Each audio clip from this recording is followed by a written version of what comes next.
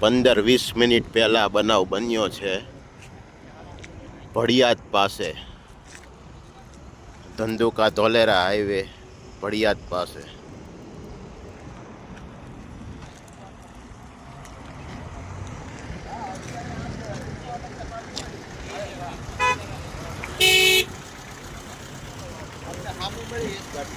આ ધીમો આવેલો હતો.